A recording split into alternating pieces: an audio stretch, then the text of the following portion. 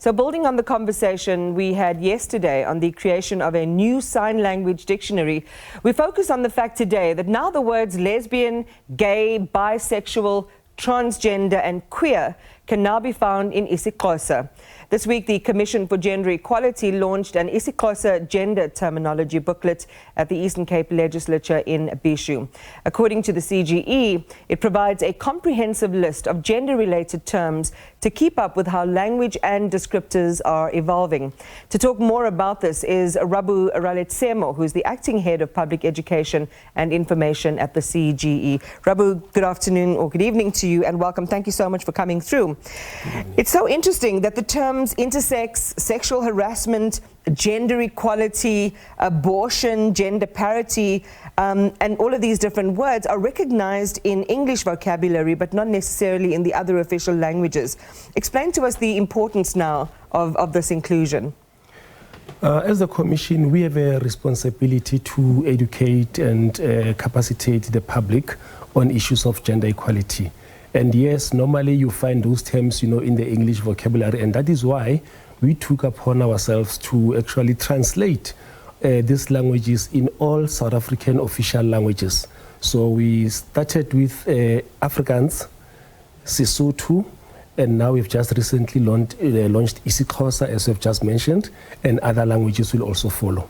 I'm so fascinated by the internal process that allows both the nuance and the meanings embedded in words to be fully translated into another language. So just take us into that work that had to be done a little more intimately. A lot of work was put into this. We had to involve language experts, communities, and also the LGBTIQ communities, university language experts, PENSALP, the Department of Arts and Culture. So what we do is that there's a process that we call harvesting. We go into communities and, look for these terms, find out what the terms are they using and, all that. So, yeah, it is a long process, very intense, but a very consultative process. I mean, it sounds so rich, organic and alive. And I want you to share with our viewers now the deeper significance, the inclusion of words. How do you foresee this impacting behavioral change in society? These very words that we're talking about, these stakeholders that you had to include, will tell you the backstory around exclusion, yes, abuse. How does this type of work that you've now done enhance society's abilities to begin to think and speak more inclusively?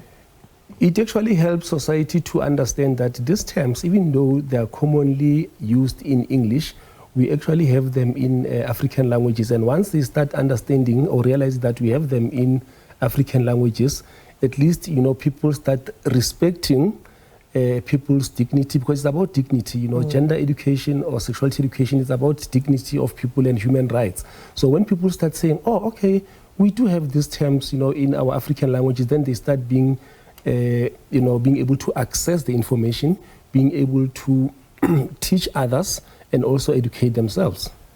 For the members of the LGBTIQA plus community that you consulted on this, I mean, what was the sense of I mean, I don't want to say excitement because there's a lot of pain attached in that whole journey, but how encouraging has this process been for them? I'm not asking you to speak on behalf of the entire community, but just your observations. Yes, I can't speak on their behalf, but as an ally, to the LGBTIQ community, I can say that they felt very appreciative of the consultative process. But also, this process assisted us to realize that there are some certain languages that are innocent, can just be a name, but because people weaponize them, they tend to use them as if, they are very negative. So this process also assists us to, people to own certain terms, and also realize that their intended meanings might not be as insulting as it's supposed to be. It's also how people use them. It's really lovely to see a growth and a focus on the deepening of our own culture of understanding in South Africa. This collaborative work that you're doing with the Pan-South African Language Board, other allies and stakeholders. You've covered some territory. Yesterday we talked about the launch of the Sign Language Dictionary. Now we're talking about the inclusion of these words and the correlation of words, or, you know, the creation of words really in IsiXhosa. What are some of the other areas that you are going to be working on together? Once we have done with all 11 South African official languages, the intention is actually to get also the books in Braille. So you can be able to access so that you can access this information on our website, but also in a book format. We don't want to leave anyone behind. So those who are reading Braille, you'll be able to also access the books in Braille.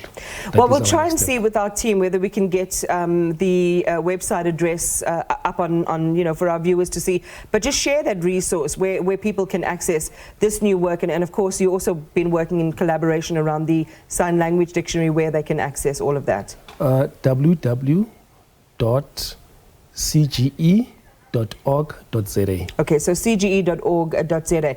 So how are you going to popularize this project and make it accessible to all? I mean, you know, on any given day, I can sit with my children who are grown, and there's a whole new lexicon of wokeness and understanding. And as a parent, I'm learning all the time, you know, how to navigate all of these boundaries. How do we begin to also focus on what's happening in the culture as well, just more broadly speaking?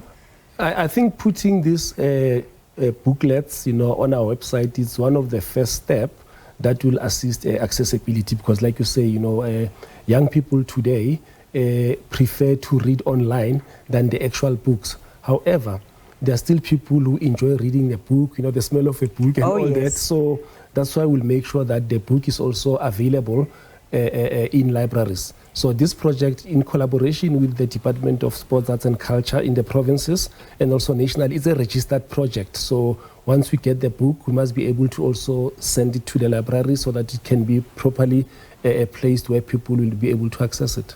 Well, we've got the website details there for our viewers to interact with. So thank you so much for coming and sharing the details of this latest development. We appreciate your time. Thank you for the opportunity. That was the Acting Head of Public Education Information, Rabbuh Raletsemo. Thank you so much.